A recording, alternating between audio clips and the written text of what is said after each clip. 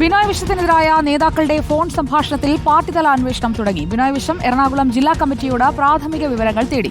സംസ്ഥാന നിർവാഹക സമിതി അംഗം കമലാ സദാനന്ദനും എറണാകുളം ജില്ലാ സെക്രട്ടറി KM ദിനകരനും എതിരെ നടപടി ഉണ്ടാകുമോ എന്നതാണ് ഇനി അറിയേണ്ടത്. സജോ ദേവസ്യ നമുക്കൊപ്പം. സജോ ദേവസ്യ, കൂടെ നിന്ന് കാലുവാരിയ സംഭാഷണമാണ് പുറത്തു വന്നിരിക്കുന്നത്.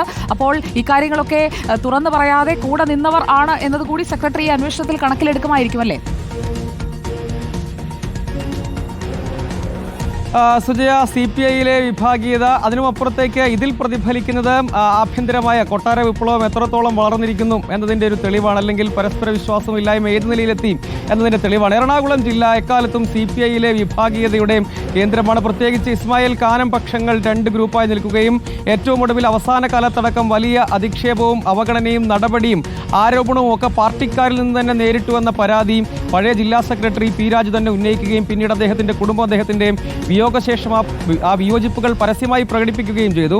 അതിനൊടുവിൽ അദ്ദേഹത്തിനെതിരെ അടക്കം നീക്കം നടത്തി അതൊരു വിഭാഗീയത തർക്കമൊക്കെയായി പുറത്തേക്ക് വളർന്നു. ഒപ്പം P രാജുവിൻ്റെ പേരിൽ പാർട്ടിക്ക് വലിയ കളങ്കം ഉണ്ടാക്കി തുടങ്ങിയ കാരണങ്ങൾ ചൂണ്ടിക്കാണിച്ചുകൊണ്ട് അവിടെ ദേവസ്വം ബോർഡ് അംഗം ഉൾപ്പെടെയുള്ള ആളുകൾക്കെതിരെ പാർട്ടി അച്ചടക്ക നടപടി എടുക്കുകയും ഒക്കെ ചെയ്തു. അതിൻ്റെ കൂടി തുടർച്ചയാണ് യഥാർത്ഥത്തിൽ എറണാകുളത്ത് അരങ്ങേറുന്ന വിഭാഗീയത ഒരു പൊട്ടിത്തെറിയില്ല. കാരണം സമ്മേളന കാലയളവാണ്. സമ്മേളന കാലയളവിൽ എറണാകുളം ജില്ല കേന്ദ്രീകരിച്ച് നിൽക്കുന്ന നേതാക്കളെ സംബന്ധിച്ചിടത്തോളം വലിയ പ്രശ്നമുണ്ട്. ഒരു വിഭാഗം ആളുകൾ പാർട്ടി വിടാൻ നിൽക്കുന്നു, കുറേയധികം പേർ നടപടി നേരിടുന്നു.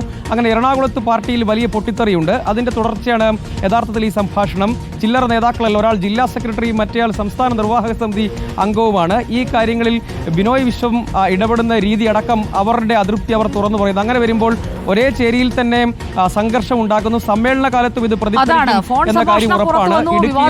ഇപ്പോൾ അന്വേഷണത്തിന് സെക്രട്ടറി തന്നെ തുടക്കമിട്ടിരിക്കുന്ന ഒരു സാഹചര്യമാണ്. സമ്മേളനത്തിനിടെ ഒരു തലവേദനയായി ഈ വിഭാഗീയത മാറുന്നു എന്ന് വേണം മനസ്സിലാക്കാൻ. തള്ളിയാലും ആ സംഭാഷണം അവിടെ നിൽക്കുകയാണ് എന്നതാണ് മറ്റൊരു കാര്യം. സജോ ദേവസ്യാണ് വിവരങ്ങൾ നൽകിയത്. K രാജൻ റവന്യൂ മന്ത്രി ഇപ്പോൾ പ്രതികരിക്കുന്നുണ്ട്.